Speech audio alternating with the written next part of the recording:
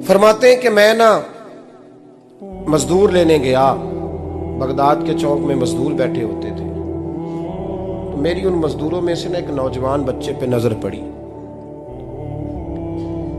बड़ा कमजोर सा वजूद था, लेकिन चेहरे पर इबादत का निशान था। माथा बताता था कि नमाज का बड़ा ख्याल रखता है। मैं उसके करीब गया। चेहरे भी बड़ा कुछ बताते हैं ना, चेहरों में भी बड़ी रानाई होती है। फरमाते हैं मैं करीब गया, मैंने उसको कहा बेटे मजदूरी करोगे? तो कहने लगा मजदूरों में बैठा हूँ तो हुजूर मजदूरी के लिए ही तो बैठा हूँ। तो मैंने कहा कि चलो फिर। कहने लगा नहीं, मेरी कुछ शर्तें। मैंने कहा बताओ। कहने लगा पहली शर्त यह है कि लोग 4 दिनार दिहाड़ी लेते हैं, मैं 3 दिनार लूँगा। मैंने कहा यार भाई तो बड़ी बेहतरीन है, बाकी भी इस तरह की रख ले। उसने कहा हुजूर दूसरी शर्त यह है कि मैं आपकी मुकम्मल बात मानूंगा, लेकिन जब अजान हो जाएगी फिर आपकी नहीं सुनूंगा। तीसरी बात उसने ये की कि हुजूर मैं आपके घर में काम करूंगा पर आपके किसी सवाल का जवाब नहीं दूंगा। कहते मैंने कहा यार तू बड़ा अजीब है, शर्तें तो मालिकों की होती हैं। कहने लगा जी बहरहाल मैं शर्तें लगा के जाता हूँ। फरमाते हैं मैं उसे घर ले आया।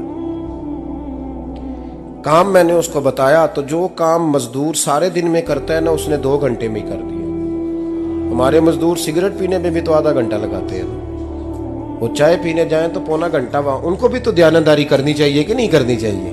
ने मुआहदा किया है ना जी, तो पूरा उतरना चाहिए ना। कहते 2 घंटे में। अब काम जब बंदा शुरू कराता है तो काम और निकल आता है। कहते काम मैंने उसको और बता दिया, वो करने लगा। उसने मिट्टी निकाल के रखी थी बाहर रास्ते में, तो अजान हो गई जोर की। उसने वहीं कुदाल छोड़ी कही और चलने लगा। तो मेरा बेटा कहने लगा इसको जरा बराबर कर दो। कहने लगा चुप कर जा, तेरे बाप से बात हुई थी। जब अजान होती है तो मैं किसी और की नहीं सुनता, सिर्फ अल्लाह रसूल की सुनता हूँ।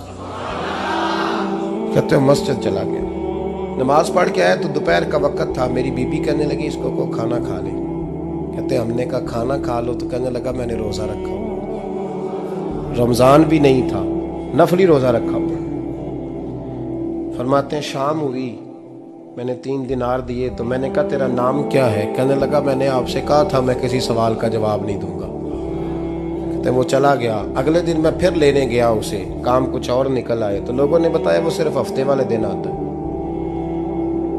मैंने कहा क्यों? कहने लगे जी वो कहता है मेरा हफ्ते का खर्चा 3 दिनार है। जब 3 दिनार कमा लेता हूं तो बाकी सारा टाइम अल्लाह रसूल की जिक्र में गुजार दिया करता हूं। फरमाते हैं जी अगले हफ्ते मैं फिर लेने गया।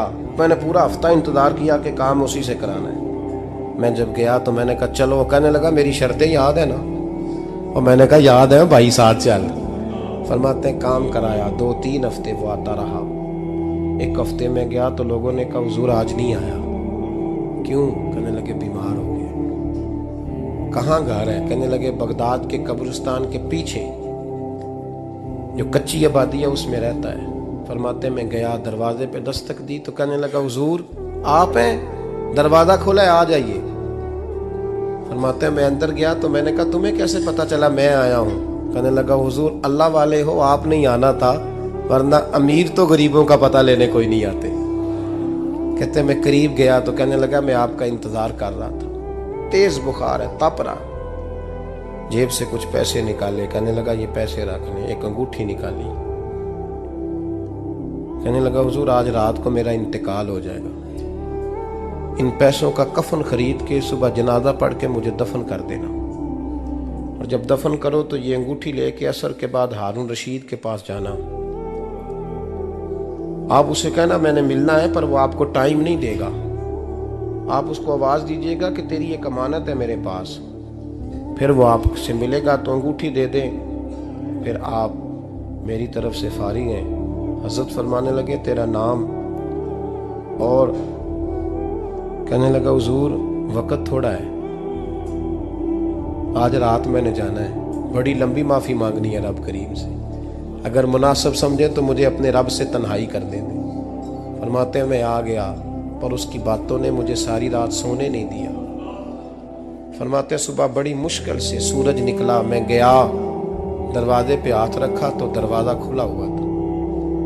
अंदर दाखिल हुआ तो खुशबुएं मेरा इस्तकबाल कर रही थी। जब चेहरे से कपड़ा हटाया तो उसका तो इंतकाल हो चुका। इंतकाल हो चुका है, ऐसे है जैसे किसी का दीदार करके सोया है। कहते मैं तो 2 आदमी ले गया था जनाजे पे, पर पता नहीं दुनिया किधर किधर से आई, कहां कहां से। अखां जदों मीटियां जमाना मैनू रोवेगा, अपना ते अपना बेगाना मैनू रोवेगा। फरमाते हैं मैं तो 2 बंदे ले गया था, पर पता नहीं मखलूक कहां कहां से आई। जनाजा पड़ा, दफन किया।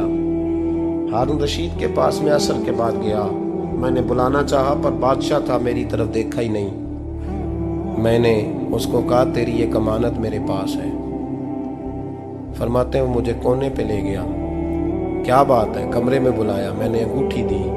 हारून रशीद तो चीखे मारने लगा, कहने लगा अंगूठी वाला कहाँ है? मैंने कहा वो तो इंतकाल कर गया। कहने लगा मुझे कब्र पे ले चल।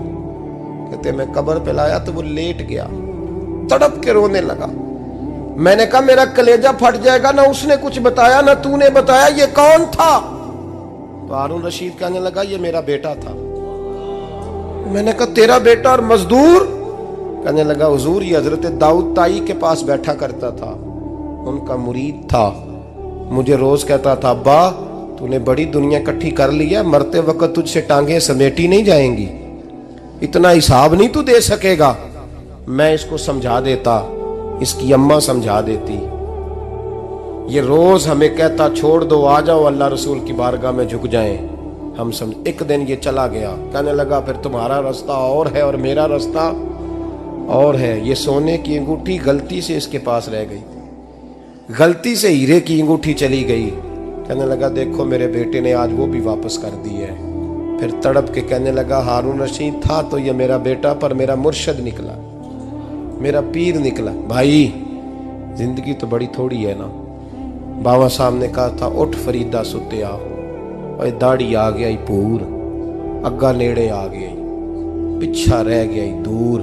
उठ फरीदा सुत्या खलकत वेखन जा, मते कोई मिल जाई बख्शिया ते तू ही बख्शिया जा।